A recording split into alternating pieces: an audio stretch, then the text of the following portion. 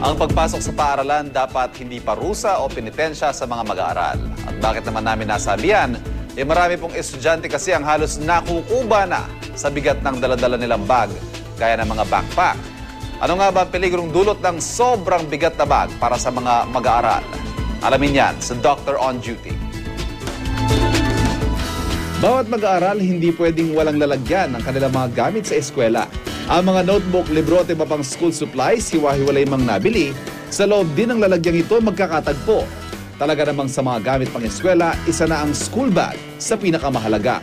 Pero sa bigat ng gamit na daladala, ang bag na imbes makatulong, kung minsan nagiging pabigat para sa bata. Ganito ang nararamdaman ng estudyanteng si Carl na papasok bilang grade 2 ngayong Hunyo. Noong nakaraang pasukan, araw-araw daw ang pagrereklamo niya sa kanyang nanay na si Cecil dahil sa pananakit ng likod.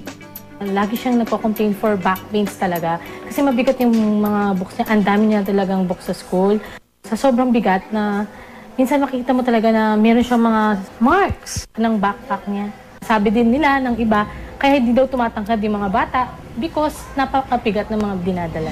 Ayon sa eksperto, may bigat lang na ligtas buhati ng isang bata para hindi manakit ang kanyang likod. Basta tandaan natin na yung backpack dapat hindi siya more than 10% to 20% ng weight ng bata.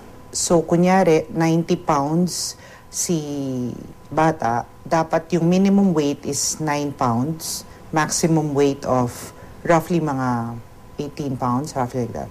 Basta yun ang rule, 10-20 rule ang tawag doon. Paalala rin ni Doc sa pamili ng school bag, mas mainam na backpack na may dalawang strap ang gamitin kaysa sa body bag o messenger bag na iisa lang ang strap. Makakatulong daw ito upang hindi lang sa isang balik at takapasan ang bigat ng bag. Suriin din ang strap, dapat ay malapad ito at may foam padding para hindi manakit ang mga balikat ng bata. Importante rin ang pagkakaroon ng maraming bulsa para mabalanse ang bigat ng bag.